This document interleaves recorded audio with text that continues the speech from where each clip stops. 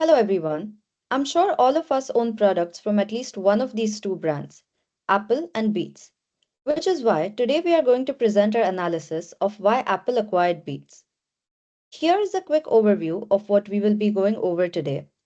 We'll start by looking at the market shifts Apple was facing, the opportunities it saw, and how Beats helped bridge that gap. By 2014, the music and tech landscape was shifting fast. iTunes downloads were falling as consumers embraced streaming, while smartphone sales were reaching saturation. For Apple, this created a strategic gap. Growth couldn't just come from devices anymore.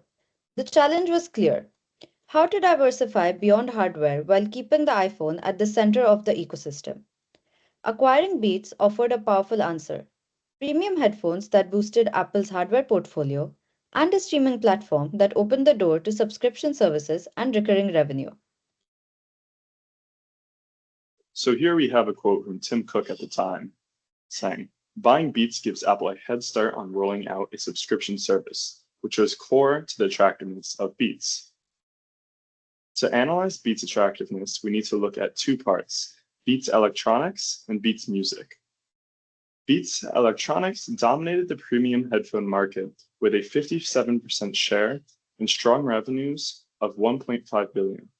This fit well with Apple's luxury image and existing earbuds.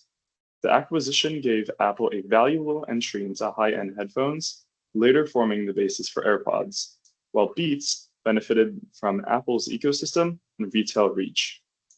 For Beats Music, the market was highly untapped, with Spotify, the market leader, only having 10 million paid subscribers, which has now grown to over 260 million, proving streaming was a young industry with strong growth potential.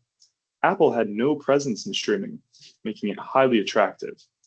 While Beats Music's short-term payoff was small, its contracts, infrastructure, and other resources provided the foundation for Apple Music. Apple's ecosystem further boosted it through free trials, promotions, and pre-installed apps. Overall, both segments were attractive: strong revenue, growth potential, and resources that Apple could leverage. The $3 billion deal was affordable, only about 2% of Apple's cash on hand, and made both companies better off through Apple's parenting advantage and diversification. On this page, I want to explain how Apple implemented the Beats acquisition and why it made the $3 billion deal worthwhile. Apple first leveraged talent by bringing Jimmy Iovine and Dr. Dre, whose industry ties enable exclusive deals with artists such as Drake and Taylor Swift. Secondly, instead of building from scratch, Apple reproposed the Beats Music platform to fast-track the launch of Apple Music in 2015 across more than 100 countries. Thirdly, Beats' strong brand and cultural core expanded Apple's reach among younger consumers and added new hardware revenues through its headphones. These steps delivered three major outcomes. Apple Music quickly scaled from 20 million subscribers in 2016 to around 95 million by 2024, briefly overtaking Spotify in the US. AirPods, launched in 2016, became a 20 billion business by 2021, and together with Beats, gave Apple nearly 50% of the US headphone markets.